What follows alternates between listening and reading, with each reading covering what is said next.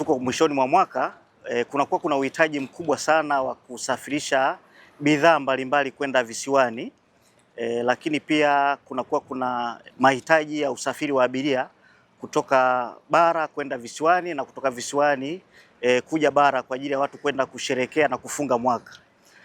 Kwa kuzingatia hilo, tumeona ni vizuri tukaja kukumbushana na kuelezana mawili matatu ya kuzingatia ili tuhakikishe kwamba mwaka tunaumaliza kwa usalama. Tuliona tuwaite kwa ajili ya kuja kukumbushana, hasa kuanzia kwenye vyombo, ukaguzi wa vyombo vyao, usalama wa vyombo, hali za vyombo, hali ya majaketi kwa ajili ya kujiokolea, uvaaji wa majaketi, kukagua mashine zao kabla ya vyombo kuondoka, lakini pia kuhakikisha kwamba wanapokea taarifa za hali ya hewa kabla ya chombo kuondoka, na wakati huo huo kuhakikisha kwamba hawapakii mzigo kupitiliza kile kiwango ambacho kinahitajika kwa ajili ya kuzingatia usalama. Lakini swala lingine ni kuhakikisha kwamba pamoja na kwamba kuna mahitaji makubwa ya kusafirisha abiria, basi hawashawishiki kupakia abiria kwenye vyombo vya mizigo kwenda au kutoka visiwani. Naomba pia kuchukua fursa hii kwa ajili ya kutoa tahadhari kwa waendesha vyombo vidogo, vyombo vya kati vinavyo operate kati ya Zanzibar na Tanzania bara, na hasa majahazi kwa kipindi hiki, na kama mkiona hali ya hewa sasa hivi upepo kidogo umechachamaa.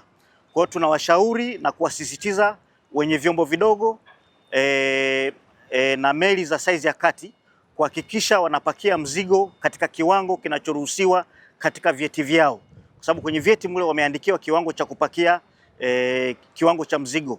Lakini pia tunatoa tahadhari kwa meli za abiria kuhakikisha kwamba wanapakia abiria kwa kiwango ambacho kimeruhusiwa kwenye vyeti vyao walizopewa na mamlaka. Kwa kipindi hiki tutakuwepo makini kuhakikisha tunasimamia ili kuhakikisha kwamba vyombo vyote vinatekeleza matakwa ya kisheria ya kuhakikisha hawazidishi mzigo, hawapakii abiria kupita kiasi, na vyombo ambavyo havitakiwi kupakia abiria basi havipakii abiria. Kilio chetu kikubwa ni usalama wa vyombo vyetu katika mapakizi na maekaji, na alafu tulisema kuwa tukae mmoja mmoja hapa, lakini kwa kweli ukaa nangani ukaelea kule, kwa kweli huduma nyingi za kimsingi na za kibinadamu basi kwa kweli twazikosa. Kwa hivyo tungeiomba TPA pamoja na serikali itujengee sehemu husika na salama ili tupate kufanya shughuli zetu kama kawaida na iwe hakuna matatizo. Amani ya vyombo ni kama vyombo vyetu hivi hapa. Sehemu iliyopo unaiona huku kuna mawe, eneo ni dogo la kupakilia na wateja ni wengi na vyombo ni vingi. Ombi langu mimi kwa serikali tunaloliomba ni kutufanyia utafiti wa sehemu ya vyombo hivi ili tupate amani ya vyombo vyetu na tupate amani ya kusafirisha mzigo wetu kwa inavyotakiwa.